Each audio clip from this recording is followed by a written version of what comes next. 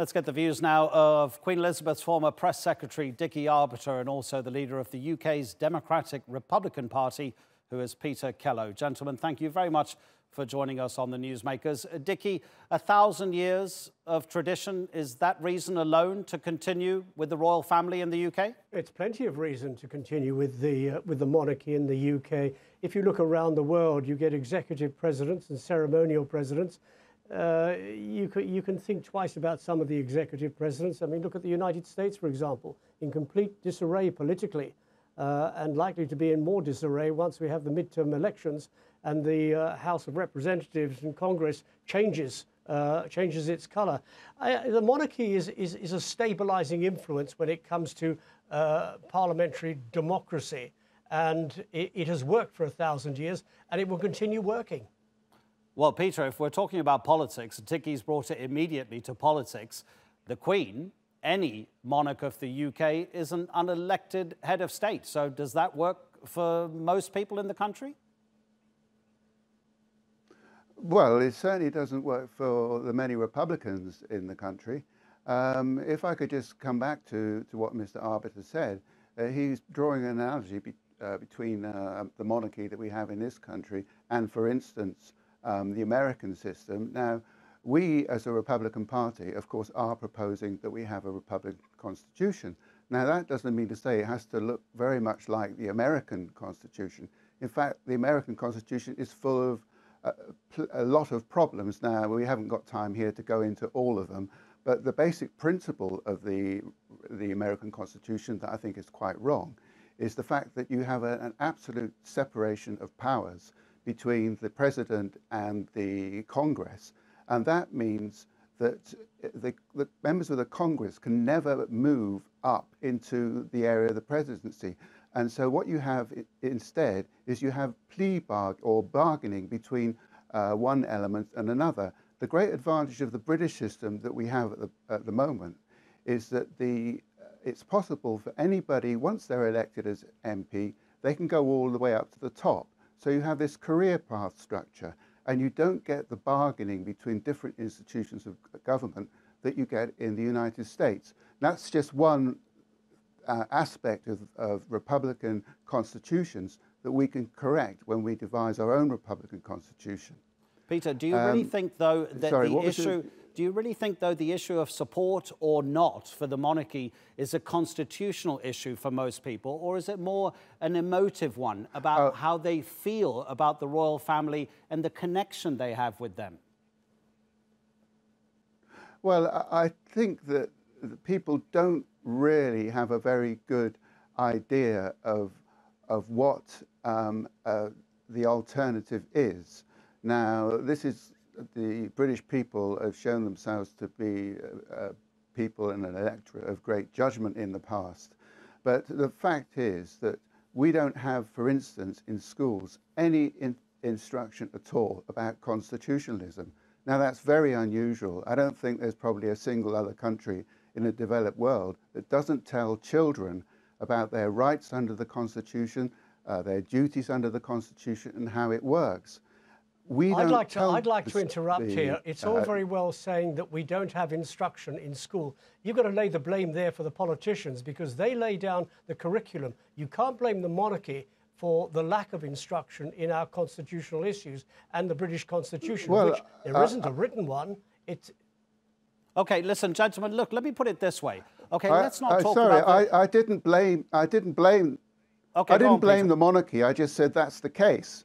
Okay, that's just the case. But I think that monarchy does have huge influence. Let's not concentrate on the constitutional process, but look at what the royal family does for the UK and the feeling that the people have towards them, away from the political process, because I think we can all agree that whatever successes come through British politics and whatever problems come in British politics is nothing really to do with the monarchy. So let's talk about what value they bring to the United Kingdom. We know that as a brand, they're extremely popular. You ask tourists around the world and they will immediately talk about Queen Elizabeth and the royal family when they talk about the United Kingdom. That is surely priceless. You would agree with that, would you not, Peter? Adnan, you put your finger... Adnan, you put your finger on it. Brand, Are you asking me? Monarchy.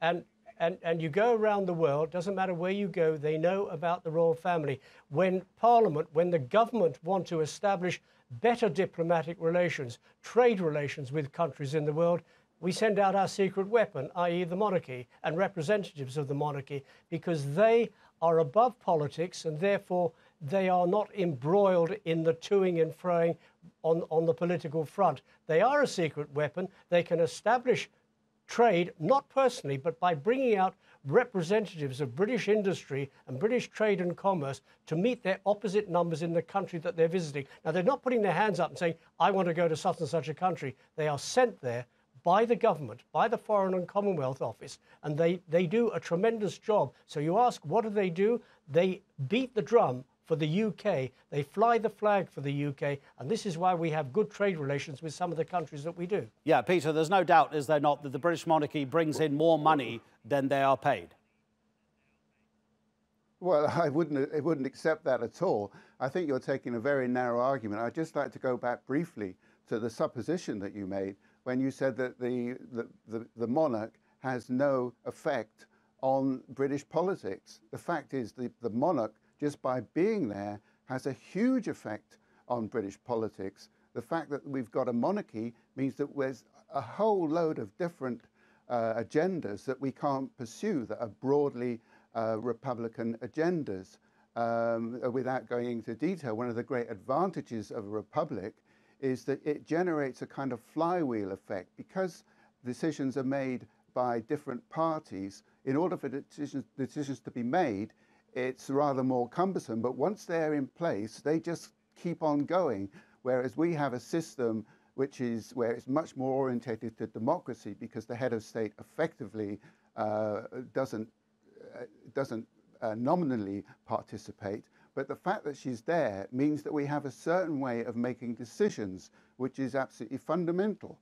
But we do have a system. It's called an election. Carry on, Peter. We have an election, yes, but there's far more to a Republican constitution than just the election. I mean, in this country, we have this very, very simplified idea of what politics is about. We keep banging the drum for democracy, just as they do in the United States. But actually, there's far more to a mature government and a mature republic than just democracy. If you take France, for instance, France is able to make long-term decisions to build the TGV railway, for instance. It takes long-term decisions about industry. It's very difficult to do that in this country. Because we don't have a Republican structure, it means everything is at the whim of the elected, democratically elected MPs. And this has a very bad effect. You've seen the mess that we've got into about deciding whether we're going to have high-speed 2. Personally, I'm not quite sure whether it's go or stop at the moment, but it just gets kicked around as a political football. Whereas in a republic, you're kind of muddying the waters here. No, Dickie, listen, I really want to move on from this. Okay, I think Peter's made his point, and I'm afraid I really want to address to you, Dickie, a very fundamental philosophical issue about every monarchy in the world. So let's apply it to the one that we're talking about now. It's a question of the world becoming more meritocratic. You know where I'm going with this. It's about the world becoming more democratic. And here we have, let's pick a child and call him Prince George. He's born into a family, which means that his status and his security in life is assured. He will never really have to get a proper job and have to justify himself to his employer to get a salary in return. Have we not moved on enough now, as we are in 2018, to do away with monarchies and live as complete meritocracies? That is something for the politicians to decide. That is something for the people to decide. Politicians go to the ballot box. Politicians put out a policy and say, we want to abolish the monarchy, and the people vote accordingly. You either do it from a referendum or you do it through a general election. You cannot blame the monarchy for being in the position that it's in, because it doesn't have any power. It has right of succession, as you say, Prince George, very small now, One day he will become king. That's the way our constitution works. If people want to change, then they must say we want to change. If politicians want to change, they must say we want to change. They are the ones that govern the country. They are the ones that make the political decision. If Republicans want to change, then get yourselves voted into Parliament and rattle a few cages. Get yourself heard in Parliament on the platform of democracy. Rattling around in the street or on television programs is not actually going to get you anywhere. And until such time there's change, we live with a monarchy, as does Holland, Denmark, Sweden, Norway, Belgium, Spain. They're all in exactly the same bait. The people want a monarchy. If they want change, vote for a change. Okay, well, you know, we live in a world of adulation of celebrity, and the royal family are celebrities. So whether that happens or not, we will have to wait and see. But Peter, can I give you another sociological issue here? Okay, because YouGov did a poll exclusively for Britons before this royal wedding over the weekend. And it found that monarchists are slightly more likely to have voted leave in the Brexit referendum. In other words, exit the European Union. They're the biggest supporters of the monarchy in terms of those who are over 55 years old. They're more likely to support the UK having nuclear weapons and significantly more likely to support tightening immigration restrictions.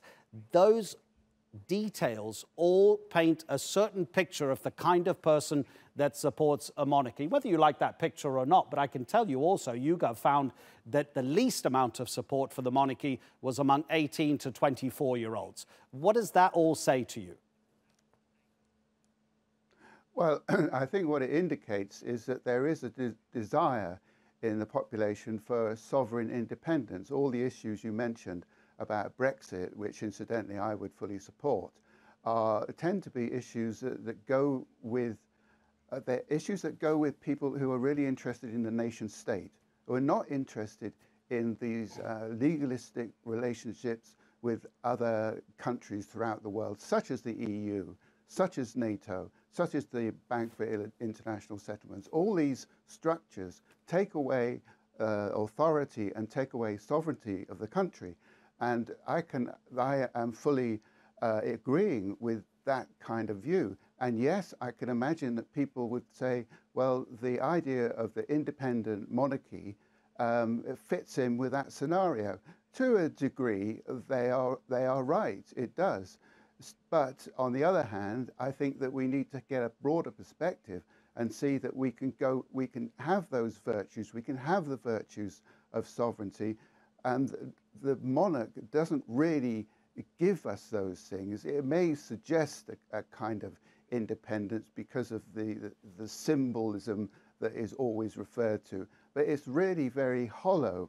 What we would like to do in the party is create a far deeper kind of national settlement. The monarchy, when it comes down to it, it's just hollow. And everything that Mr. Arbiter says, it's hollow. It's just all surface. It's been there for 1,000 years. It's all surface. It's not giving the country the real heart that it needs in order to face up to the problems of the world today. And I think that what you have discovered from the YouGov survey rather indicates that that's what people want. But the monarchy is not the clue to having that. Okay, Peter, while respecting your opinion, I'm going to close this interview by thanking both you and Dickie by telling you that YouGov poll found that 69% of respondents were monarchists. That kind of speaks for itself in a way. Gentlemen, thank you very much indeed